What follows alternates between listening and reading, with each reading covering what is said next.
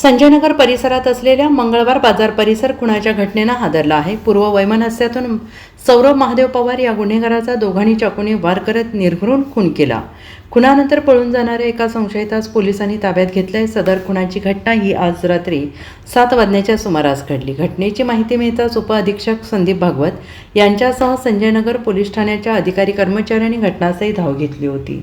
मृत सौरभ हा पोलीस रेकॉर्डवरील गुन्हेगार असून तो फरशी फिटिंगचं काम करत होता। संशयित शाहिद मुल्ला आणि आयान भिस्ती हे देखील रेकॉर्डवरील गुन्हेगार आहेत। तिघेही नशा करत होते।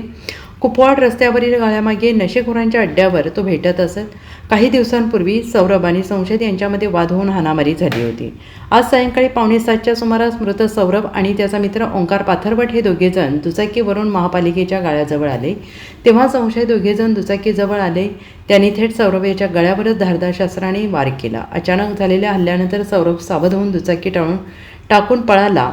तेव्हा दोघांनी त्याचा पाठलाग केला। एका गाळ्यासमोर त्याला गाठून एडका आणि चाकूसारख्या धारदार शस्त्राने सौरभच्या पाठीवर, पोटावर, मानेवर वार केले। हल्ल्यानंतर जखमी अवस्थेत सौरभ जीवाच्या आकांताने पळाला। हल्ल्याच्या ठिकाणापासून मागील बाजूस असलेल्या राजीवनगर येथील घराकडे तो पळाला। घराजवळ गेल्यानंतर त्याला जखमी अवस्थेत पाहून शेजारील लोकांनी रुग्णवाहिकेतून त्याला तात्काळ सिव्हिल हॉस्पिटलमध्ये आणले, परंतु वाटेतच त्याचा मृत्यू झाला। Bureau report SBN Marathi, Sanjaynagar.